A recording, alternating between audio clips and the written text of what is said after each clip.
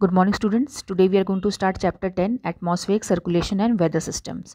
This is the third chapter in continuation of the unit Climate. We have already covered two chapters, that is atmospheric composition and structure, in which we studied about the different types of gases which makes our atmosphere, and the structure like troposphere, stratosphere, vertical structure of the atmosphere.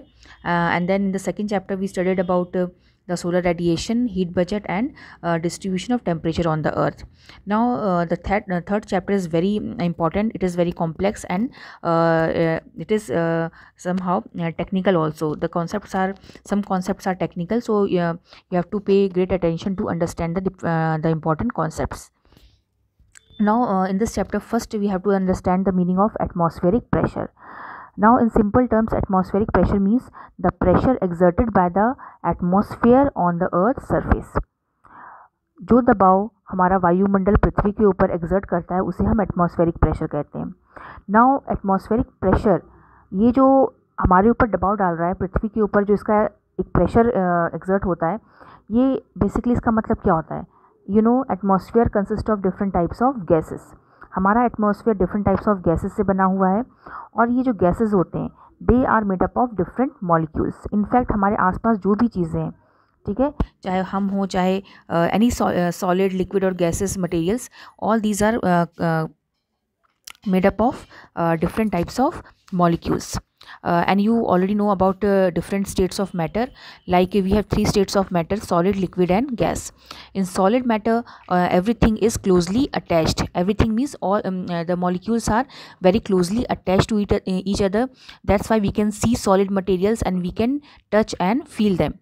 On the other hand, in liquid like milk, water, the molecules are not so closely attached, so it flows in different parts, in different directions.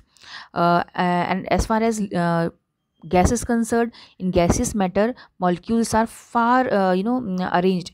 In fact, they are not even arranged. जो molecules होते हैं बहुत ही दूर तक फैले हुए होते हैं. तो सिमिलरली हम अगर गैस की बात करें तो गैस जो होता है आपका एक जो हमारे डिफरेंट एयर है या हमारे जितने भी गैसेस फॉर्म है उनमें मॉलिक्यूल्स बहुत दूर तक फैला होता है, and they move in different directions. बिल्कुल ओमनी प्रेजेंट होते हैं, डिफरेंट डायरेक्शंस में मूव करते हैं. एंड जब ये मूव करते हैं, so they strike with different materials, like they strike with the vegetation, trees, और they strike with the concrete structures, they strike with the rocks. So जब ये स्ट्राइक करते हैं, जब गैसेस के मॉलिक्यूल्स डिफरेंट स्ट्रक्चर्स को स्ट्राइक करते हैं, उनसे टकराते हैं, तो उससे फ्रिक्शन क्रिएट होता है, और उससे जो है हमारे पृथ्वी के ऊपर प्रेशर एक्सर्ट होता है. तो इसी प्रेशर को हम कहते हैं atmospheric pressure. In simple terms, जो हमारे गैसेस मॉलिक्यूल्स होते हैं, जब वो पृथ्वी के ऊपर मूव करते हैं एक जगह से दूसरी जगह, तो उस समय वो डिफरेंट जो हमारे स्ट्रक्चर्स होते हैं, लाइक माउंटेन्स हैं या फिर हमारे वेजिटेशन है या रॉक्स हैं, उनसे स्ट्राइक करते हैं, उनसे टकराते हैं, और उनसे टकराने की वजह से प्रेशर क्रिएट होता है, और इस प्रेशर को हम कहते हैं atmospheric pressure. So this is in simple terms. Now अगर हम इसे टेक्निकल लैंग्वेज में पढ़ें तो इसका मतलब क्या होगा? The weight of a column of air contained in a unit area from the mean sea level to the top of the atmosphere is called the atmospheric pressure. is called the atmospheric pressure.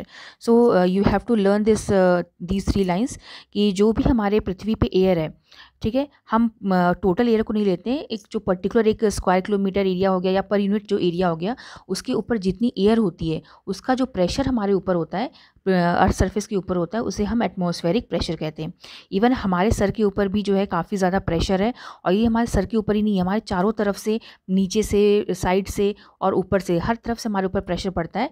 But क्योंकि हमारे body का खुद का एक अपना pressure है, तो ये काउंटर बैलेंस हो जाता है, और पृथ्वी का अपना ग्रेविटेशनल फोर्स है, तो इसलिए हमें इतना ज़्यादा प्रेशर जो है महसूस नहीं होता है. सो एटमॉस्फेरिक प्रेशर आपको हर जगह मिलेगा. नाउ एटमॉस्फेरिक प्रेशर जो है, it is measured in MB and pascals. MB means millibar, ठीक है। सो मिली बार जो होता है वो एटमॉस्फेरिक प्रेशर की यूनिट होती है। Now due to here you can see due to gravity the air at the surface is denser and hence has higher pressure. इसमें कहा जा रहा है कि बिकॉज अर्थ का खुद का ग्रेविटेशनल फोर्स होता है तो वो एयर मॉलिक्यूल्स को अपनी तरफ फ्रिक्शनल फोर्स के थ्रू अट्रैक्ट करके रखता है, अपनी तरफ बांध के रखता है। इसीलिए जो हमारा अर्थ का सरफेस है उसके जो उससे जो पास एरिया है like the atmosphere near to the earth surface, वहाँ पे हायर प्रेशर फील होता है क्योंकि ग्रेविटेशनल फोर्स ज़्यादा है। और जितना आप अर्थ से ऊपर जाएंगे ग्रेविटेशन जो आपका एटमॉस्फेरिक प्रेशर है वो कम होता जाएगा। So atmospheric pressure is higher near the earth surface and it decreases as we move upward. ठीक है। और आपको ये भी पता होगा कि जितना हम ऊपर जाते हैं उतना ही टेम्परेचर भी कम होता है और उतना ही प्रेशर भी कम होना शुरू हो जाता है। सो ये मैंने आपको इसमें बता दिया। तो आपको सिंपली जो है याद रखना है कि what is the definition of atmospheric pressure and how it decreases with the elevation.